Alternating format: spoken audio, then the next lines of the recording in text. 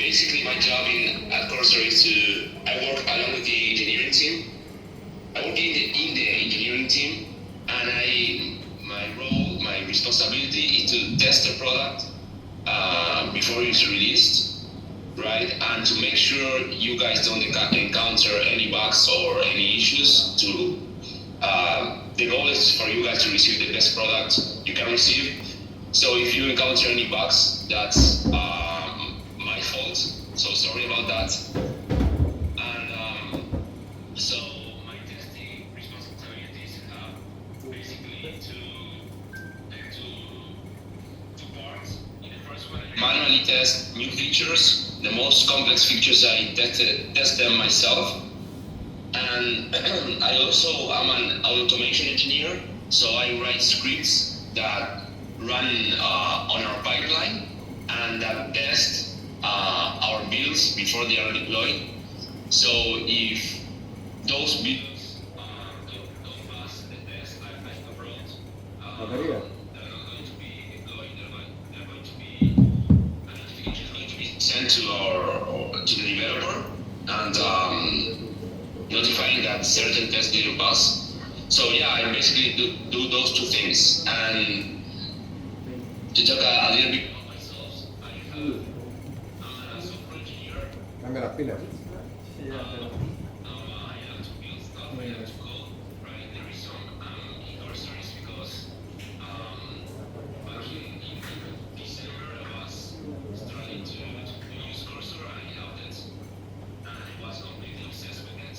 So I sent an email to Cursor to develop for them. And they replied really quick that they were looking for a QA engineer. So I went back from there. And it's very intense, something like that. So, and the reason I'm a Cursor is because I love it. So not only I'm an employee, I'm a user as well of Cursor. And yeah, like I was saying, I'm also a software engineer. I have built my own projects on my own. I have founded a startup as well, like 2 years ago. And yeah, and I'm really excited to hear your questions. Okay, we kind of solved the issue with the audio, kind of. My bad on this side. Any questions from the audience to the Cursor engineer?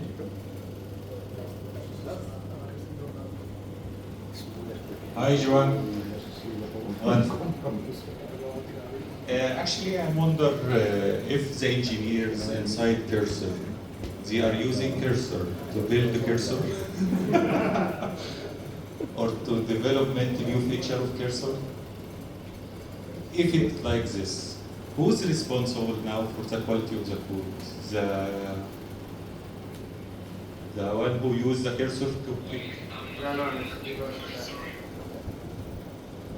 He was asking if you in Cursor team you use Cursor for building Cursor, and in case you are doing that, who is responsible for the code of Cursor? Who is responsible for the code you deploy?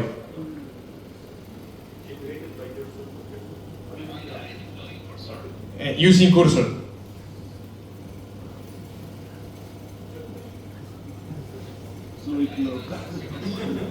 Who is responsible for the code when you are using Cursor to build Cursor?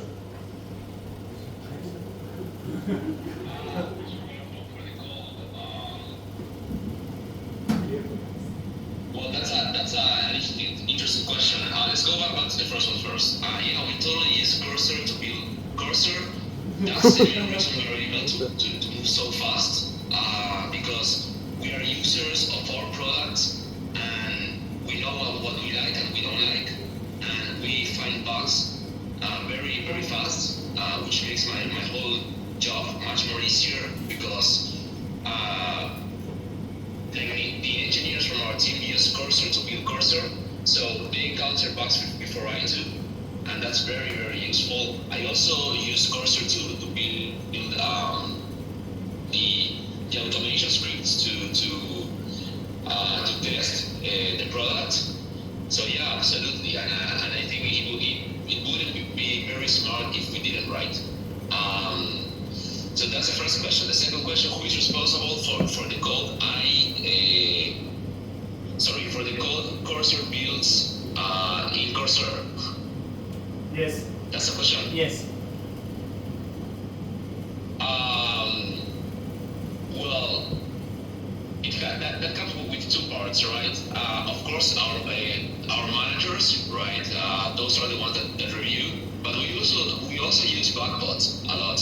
So Backbot shares a bit of responsibility to review our code and to prevent unexpected bugs. It's a very useful tool, very useful feature we just launched. Like I'm sure, like 2 weeks ago or so. I don't remember. And so yeah, but besides that, we use Cursor, and of course I always say this to the users of Cursor, that we review the code. It's not that we let it run free and we don't even look at it. We read everything to make sure it's not making dumb mistakes or unintended coding or deleting files or anything. So we review it ourselves. Then our PRs is, reviewed by our manager or something, or by someone from the team, not even our manager, just to have a second double checking in the code. And also Backbot helps a lot for that. I was able to answer. Yes, thank you. Another question?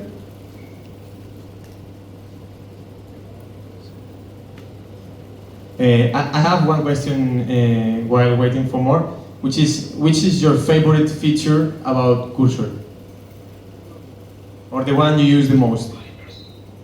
Your favorite feature with Cursor, or the one you use the most? Okay, my favorite feature, that's a hard one. I think there are three, and those three, they fulfill the different needs, right? I think if I had to choose one overall, it's background agent, because background agent it's the future of coding, and I like the idea of me being, commuting or at the gym or out with family or friends or whatever, and having a developer employee coding a whole new feature for me. And I think it's one of those things that's going to get much better over time. Like right now, if you launch background agent, maybe it takes like 10-15 minutes. In the future, we're going to have background agent that take hours to code, right? And that's going to be really interesting to see and really useful for developers. So I think that overall background agent. Then I also like the chat. The chat for me is also awesome because I feel I have more control over the code that I'm building, and I think it's much more easier to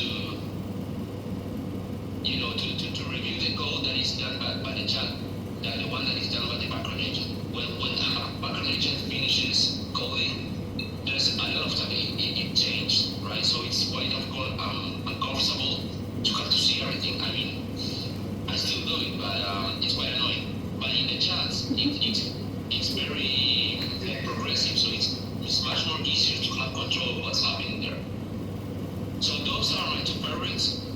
If you wanted to tell the one from the engineering team loves Backbot a lot. I honestly, because I don't have so much need of Backbot, because I'm not part of the product team, the team that builds the product. I'm not so. I don't use Backbot so much, to be honest, but in our engineering team, they can't get enough of Backbot. They say it's really useful. It always encounters unexpected issues, unexpected bugs, and it's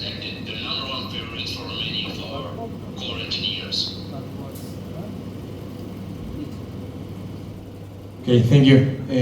Any other? Okay. Habla porque si no, no se va a escuchar.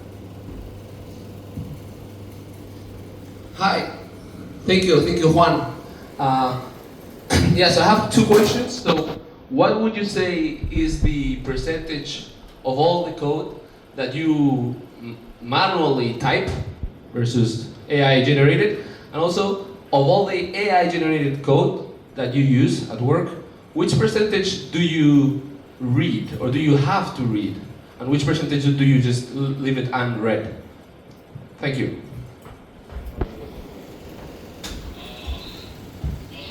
For the second question, it really depends on how I wake up that day. Sometimes I wake up really lazy and I just, especially if it's front end. If it's front end, I don't read anything. I just see the result, and if I don't like it, I just prompt to the AI to change it. But sometimes when I'm working really seriously, I read all of it, like all of it. And I try to make sure the AI follow my coding style, my architectural needs, for example, but also my styling needs, both in writing code and in design.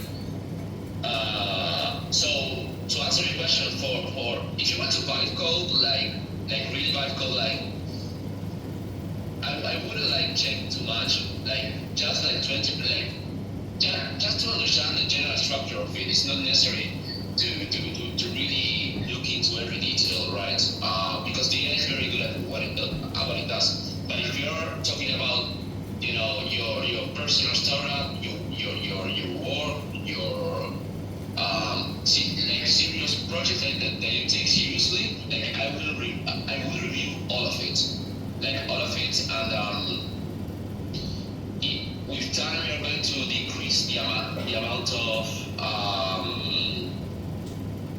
of coding you review, because the AI will get so good at understanding your style that it wouldn't be necessary for you to read everything, right?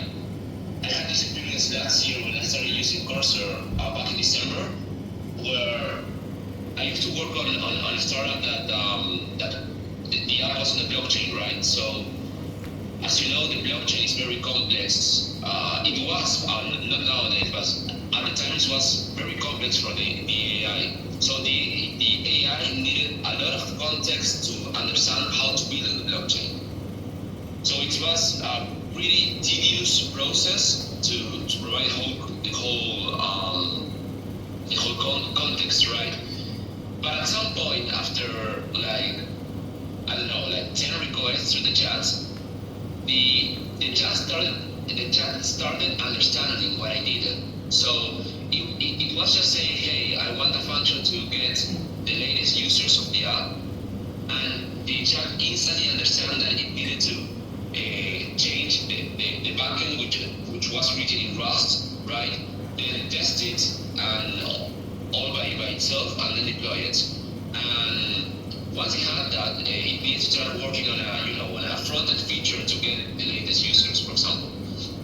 So at some point I stopped reviewing the code, because it was every time I reviewed it was fine, right? The only moment it wasn't fine was when I encountered a bug. But in terms of architectural and design matter, it was following my personal signature in the code. So yeah, that's my answer for that. And for the next one, I can definitely bring that up to the team. I also believe that will be really useful. And I have to ask, but I don't believe it's that hard to build. So yeah, I can definitely mention that to the team. Okay, any other question?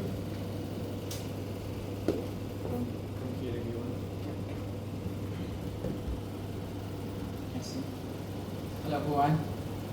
I want to know which LLM do you use most? There's Cursor on it, Opus, and we have GPT 4.1. We have from Google. So which one do you use most? He was asking which LLM you use the most. Which one? Which LLM, like Claude or Gemini, or which LLM you use most? Well, that's an interesting question, and it actually depends on what I want. And especially which feature I'm using. In Cursor for the chat, if I'm really coding, if the things I'm asking they're not too complex, I usually use Auto, which is Auto is the best because it's optimized to use the fastest model at the time. So I don't know if you know this, but if you use the auto model, it's very fast in comparison to any of the others. So for using the chats, usually use Auto. If the request in the chats it's a bit more complex, that depends on you, but I usually go between Sonnet 4 or Gemini, for example. Those are very good, right? And if I want to build a really complex feature or something complex, for example, something that needs to be built by the background agent, I usually use one of the big ones like O3, Opus, or sometimes I even use Cloud Sonnet 4, which is very good. But usually I use O3 or Cloud Opus, which are the best. So it really depends on the task you're using. And for the chat, as a general rule, I use Auto, and for the background agent, I usually use Cloud Opus. Okay, thank you so much for that. Any other question? Hello. I just would like to ask if Bugbot in the future would replace QA engineers. He asked if Bugbot in the future would replace QA engineers. That's an interesting question. It actually depends on your perspective in this, right? If you believe that he's going to replace you, he's going to replace you. It's an amazing thing. Honestly, I don't think Bugbot or any of these things are going to replace the software engineer. I just believe the software engineer role is going to shift completely. Well, it's currently happening, right? Maybe people still don't realize this, but it has already changed.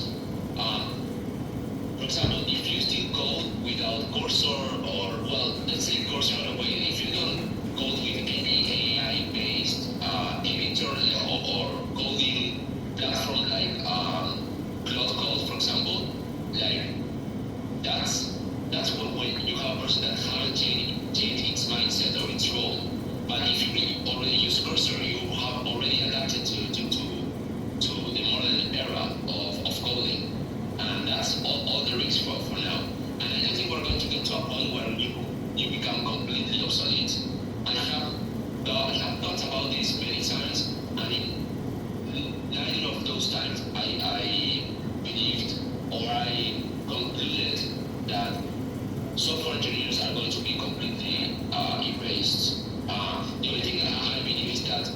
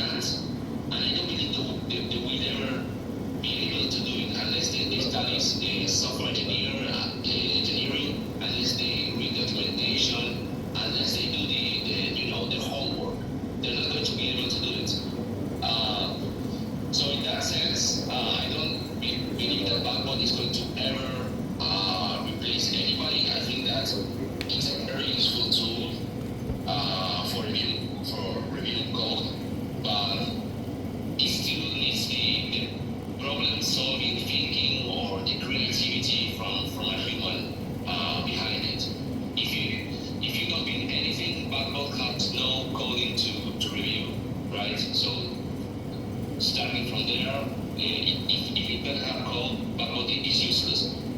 But also, if you don't prompt to the background agent has nothing to code. So there's always going to be a need of a mind behind it, thinking creatively, creatively about what it wants to build.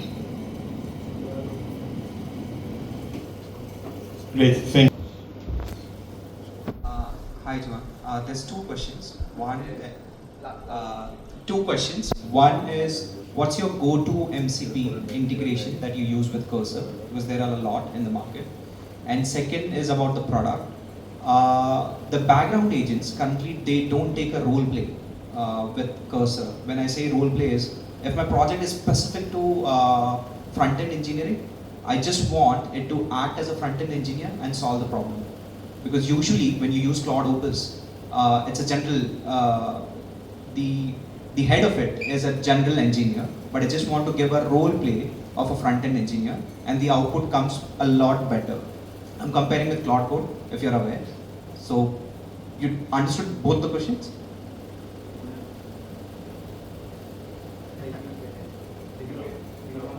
The first one, yeah, the first one was, what are your favorite MCPs? And the second one was about the roles? That the background agents, he had problem for them to do a proper role he wanted them to use.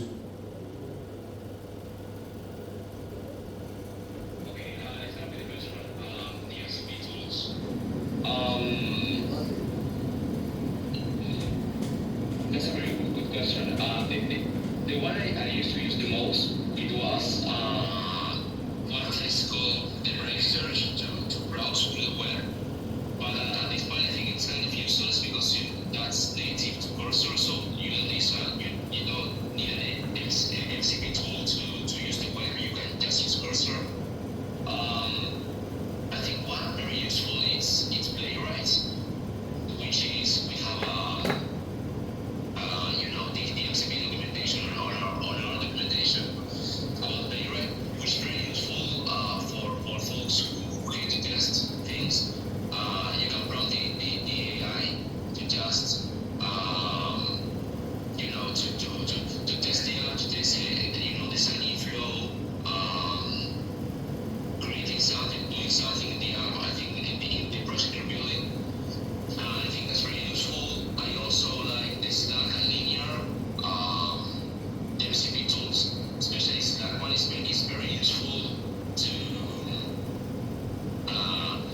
if you're not using backbots, for example, you can use in the chat, you can ask it to review the code, and if it finds some bug, it can send it to Slack to a channel. And I think those are my top three. I had to think if there's anyone I'm missing, but I think those are my top three. To be honest, I haven't really looked into the MCP tools out there right now. The last time I looked at it was like a month or 2 months or so. So at this point, there are probably much more helpful MCP tools out there. And about the second question, sorry, can you repeat? It was about Role play background. Role play, but in good sense. it was about how you make the background agent to role play for a specific engineering role. Okay, great. Also an interesting question because it's very useful. I have background agent, right? So I have really worked through this. The way I do it is that for prompting, I never prompt myself the background agent for starters. I ask an AI to create a prompt, right? So what I do is I go to the chat. I usually choose some, standard model, and I ask, hey, I want to build this feature.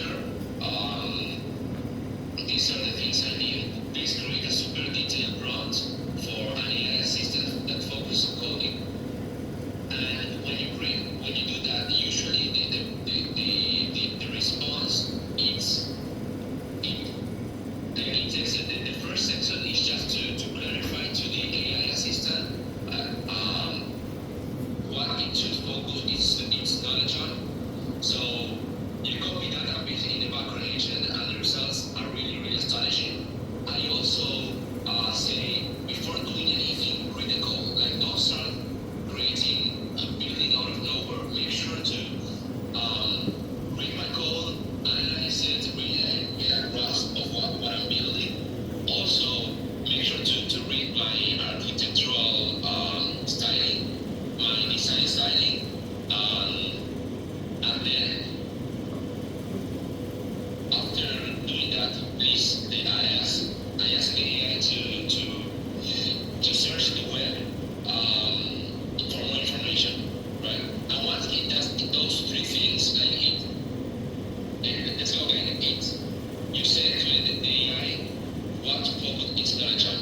You say to read the whole code base and analyze it and to search the web. Once it does those three things, the AI becomes surprisingly good at what it does at building. So I think that's the best way to work around background agent. Because the thing about background agent that is really annoying, well, it's starting with all the AIs, right? It's the context. So it's much more easier to prompt a chat that you have, like, it's how we call than a new chat. And the background agent, it's always a new chat. That's a reality. We are building stuff to make that easier to really get the AI focus on what we're building, right? So we're building that, but right now, every background agent you kind of have to explain everything. And the best solution is to if you have an existing chat, to ask that chat to provide context, right?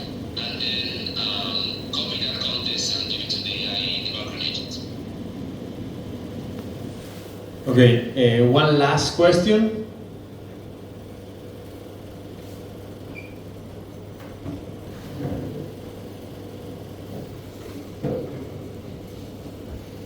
Hello, Juan. How are you? Hello. I have two questions. The first one, what the technologies for backend and frontend of Cursor, and why you choose these technologies? And the second one, how Cursor does handle the scalability and performance of under high user loads? Okay, he asked in which technologies is Cursor built, both the backend and the frontend of Cursor, which technologies you use and why. And the second one is how do you manage to scale to a lot of users?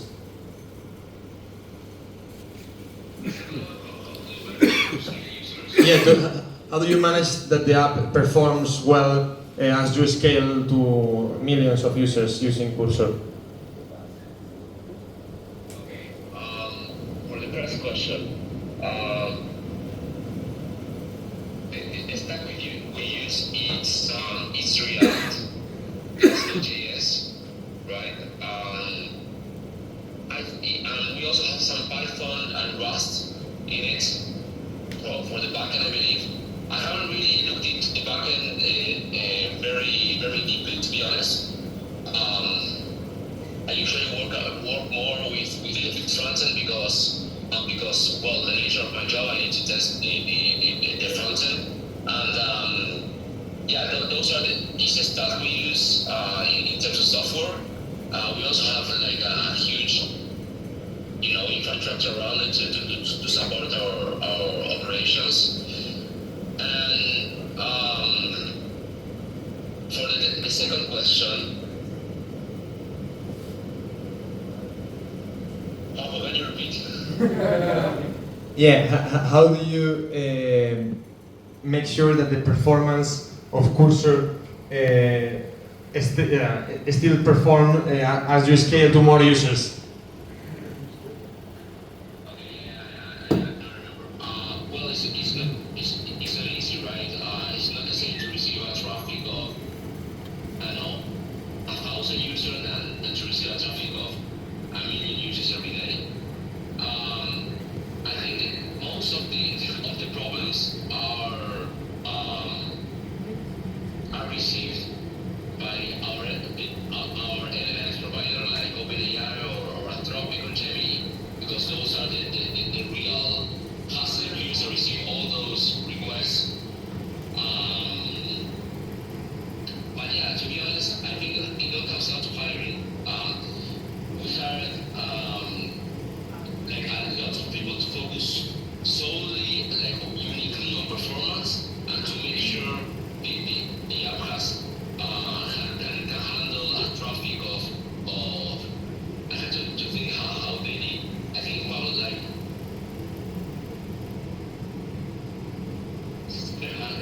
1,000 weekly users, something like that. So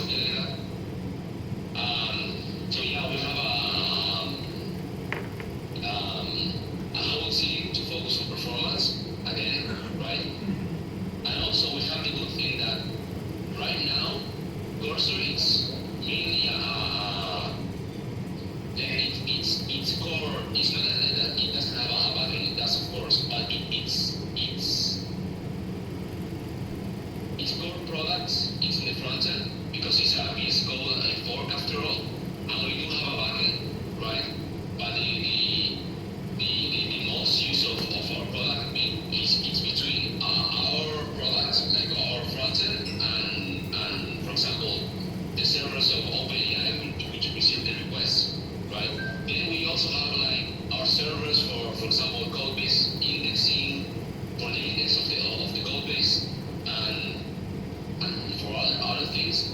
But yeah, we have a whole team working on it to make sure it scales. And yeah, I think I'm not an expert here in scalability, right? But I feel that the best way to prevent this is to have a specialized team of engineers, to focus uniquely on performance. That's the best tip I can give you from my humble opinion. Okay, thank you so much, Juan. Thank you.